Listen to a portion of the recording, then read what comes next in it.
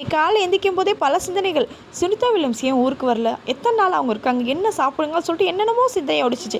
என் மைண்டில் டம்முன்னு அடிச்ச மாதிரி, ஏய் காலை என்ன சமைக்கணும் முதல்ல சிந்தி, இதெல்லாம் தேவையா உனக்குங்கிற மாதிரி இருந்துச்சு. ஆக இன்னைக்கு காலை எனக்கு லெமன் ரைஸ் தான் வேணும்னு சொல்லிட்டான். அடிக்கிற மலையில் எவனாச்சும் லெமன் சாதம் சிந்தி திம்பானாடா சொல்லிட்டு இன்றைக்கி அவனுக்கு லெமன் சாதத்துக்கு ஆல்டர்னேட்டிவாக புளி சாதமோ சிக்கன் 65 செஞ்சு தரலான்னு நினச்சேன். என் மகனுக்கு காரம்னா அறவே பிடிக்காது. அதனால மிளகாப்பொடி லைட்டாக காமிச்சிட்டு மிளகாப்பொடி மாதிரியே கொஞ்சம் இருக்க சிக்கன் 65 மசாலாவை போட்டு இன்றைக்கி சிக்கன் 65 சூப்பராக செஞ்சு முடித்தேன்.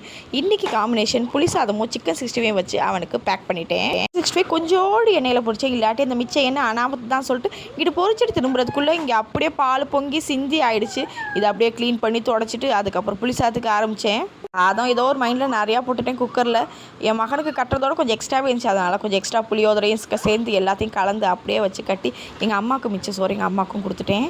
கல்யாண வீட்டில் கூட இம்புடு பாத்திரம் விழுகாத போலுக்கு நான் செஞ்ச 4 புளியோதரைக்கு இம்புடு பாத்திரம். உடனே இப்போலாம் ஒன்றும் பட முடியாதுன்னு சொல்லிட்டு வரட்டான்னு சொல்லிட்டு போய் படுத்துட்டேன்.